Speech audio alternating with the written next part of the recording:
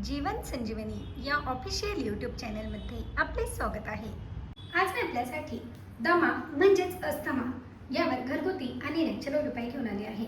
Asthma हा फुफ्फुसांचा आणि श्वासनलिकेचा दीर्घकालीन आजार आहे। यामध्ये होते काय तर यामध्ये श्वासनलिकेला सूज येते व श्वासनलिका यामुळे आकसते। त्यामुळेच कफ जास्त प्रमाणात वाढतो, कारण श्वासनलिका जर अंकुचन पावली तर कफ व्यवस्थित निघण्यास जागा कमी पडते। यामुळेच फुफ्फुसांमध्ये हवा व्यवस्थित जात येत नाही, श्वास घेण्यास आपल्याला अडचण निर्माण होते। आणि यामुळे काय होते तर सतत सर्दी, खोकला, श्वास घेण्यास त्रास होणे आणि श्वास घेताना देखील खोकला किंवा खरखर आवाज येणे। छाती यामुळे जड होते, छातीत जडपणा वाटायला लागतो, कारण छाती कफमुळे भरून जाते। थोडेसे चालले तरी आपल्याला लगेचच दम लागतो।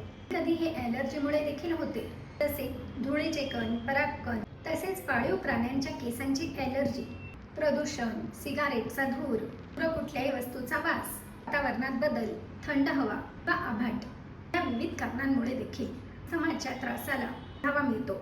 याचे अगदी सुंदर रामबाण उपाय आज मी आपल्यासाठी घेऊन आले आहे, ज्यामुळे आपला अस्थमा जो आहे त्याचा जो त्रास आहे तो तर बरा होतोच, यामुळे जो छातीत आपल्या कफ जमा झालेला असतो तो हळूहळू शरीरातून बाहेर फेकला जातो व श्वासनलिका जी आहे ती स्वच्छ होत जाते। त्याला श्वास घेण्यासाठी त्रास होत नाही। त्यासाठी सर्वात प्रथम म्हणजे दररोज पाणी पितो ना, ते पाणी कोमट करून घ्या। यामध्ये एक दालचिनीचा तुकडा टाकून द्या। दिवसभर पाणी पिताना या पाण्याचाच वापर करा। आणि दुसरे म्हणजे एक ग्लास भरून कोमट पाण्यामध्ये याप्रमाणे ओरिजिनल घरची हळद घ्या व 2 चुटकी हळद यामध्ये टाका व या कोमट पाण्याला छान मिक्स करून घ्या व तयार झालेले जे पाणी आहे पाणी रात्री झोपण्यापूर्वी घोट घोट करून हळूवारपणे आपल्या गळ्याला शेक लागेल याप्रमाणे प्यायचे आहे। तुम्ही हे पाणी गरम करून घेतले ना तरी देखील चालेल, नुसते कोमट नसेल तरी देखील चालेल। कारण काय तर जितके आपल्याला सहन होईल इतपत जर तुम्ही हे गरम पाणी घेतले ना, आपल्या गळ्यामध्ये जो कफ जमा झाला आहे तो हळूहळू यामुळे वितळत जातो व छाती देखील मोकळी होते व कफ देखील निघून जातात व या हळदीमुळे इन्फेक्शन देखील निघून जातो। म्हणूनच हे हळदीचे पाणी खूप गुणकारी व फायदेशीर ठरते। 1 चमचा भरून कोमट केलेले मोहरीचे म्हणजेच राईचे तेल घ्यायचे आहे, हे एका वाटीत टाका।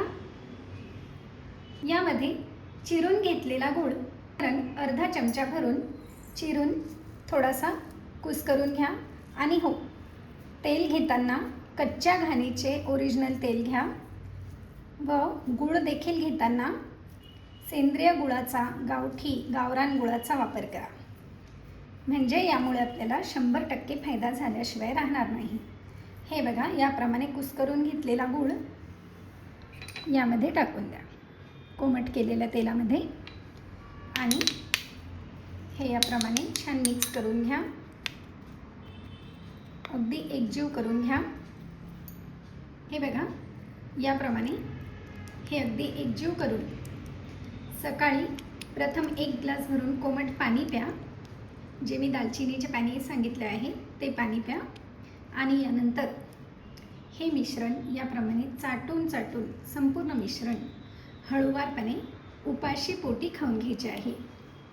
यामुळे आपल्याला अस्थमाचा जो त्रास होत आहे ना तो त्रास देखील निघून जातो, इन्फेक्शन देखील निघून जाते व जो कफ जमा झालेला असेल किंवा मग श्वासनलिकेचे कुठलेही आजार असतील, खोकला येणे, सर्दी होणे, हे त्रास जरी असतील ना तरी देखील हे पूर्णपणे बरे होण्यास मदत होते।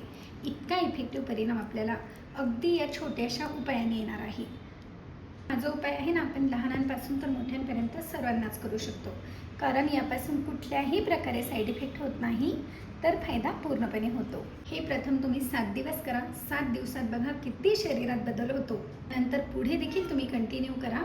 आपल्याला या रामबाण उपायाने 100% पूर्णपणे फायदा झाल्याशिवाय राहणार नाही। इतका इफेक्टिव्ह परिणाम आपल्याला यापासून नक्कीच मिळतो।